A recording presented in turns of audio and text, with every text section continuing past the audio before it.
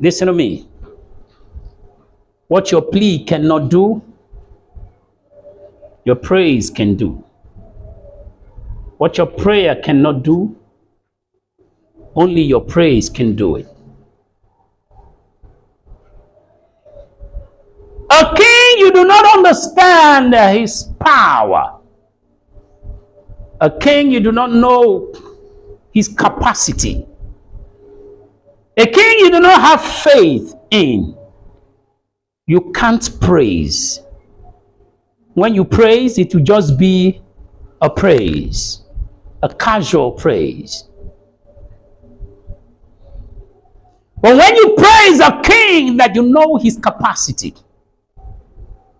when you praise a king, you know his powers. When you praise a king, you know what he can do. I said, even when he has said it to your very face, I will not do it. Get away from here. As long as he has not commanded that you should be put to death. That's what I'm talking about. As long as you're still breathing,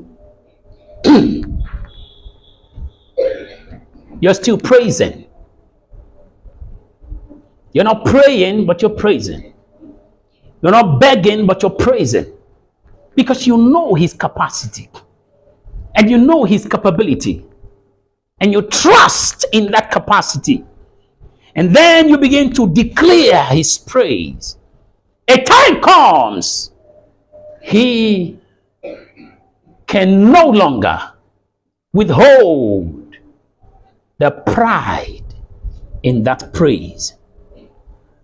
When it says that God takes pleasure in our praises, the word pleasure means pride. Takes pride in your praise when you praise him with understanding.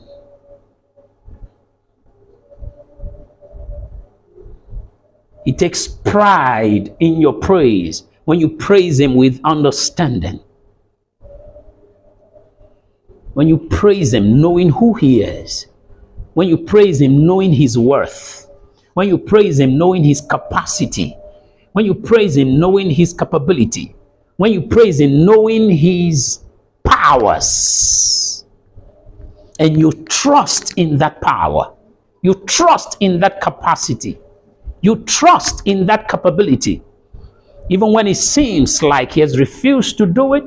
Even when Satan comes to you to say, don't you see you're a fool? He has refused to do it. But because you trust so much in his capacity, you wouldn't give up praying. You wouldn't give up praising him. Rather, you are praising and praising and praising and praising. A time comes when he will arise in that praise.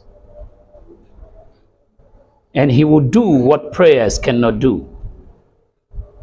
And he will do what prophesying cannot do. And he will do what 1 year fast cannot do.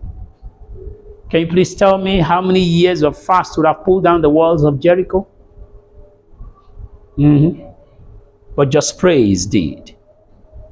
Can you tell me how many years of fast would have fought that battle that confronted Jehoshaphat when 5 nations came together against a small Judah? Small in the physical, but behind them was the Almighty. And to prove his worth, he took praisers instead of fighters. Because if he had taken fighters, the praises would have been shared. The fighters would have said, we fought very hard and our God, don't you see that? We fought gallantly and our God stood by us. Don't you get it? But because he didn't want to share, he didn't want to share that praise with anybody. He told Jehoshaphat, bring me the praisers. I want to fight the battle myself. So not until you understand that praising God with understanding, not just that you are praising, because even Satan praises him. When I praise him with understanding, not because I can sing or play any of these. No, that is only an accompaniment. But I praise him from the inside because I know who I'm praising. I know his worth and his might and his powers. I have seen his powers. They are tangible. I've seen his acts. They are mighty and dumbfounding. And so I don't praise him because of what he's going to do.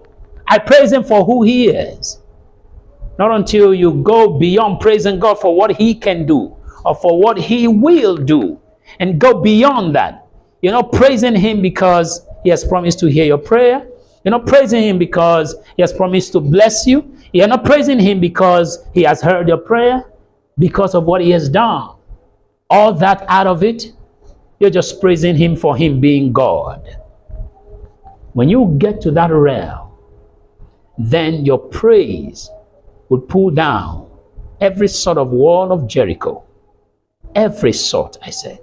When you get to this point, your praise, your praise will fight the kind of battle that God fought for Jehoshaphat. That's what praises do. When you praise him with understanding, knowing truly who he is.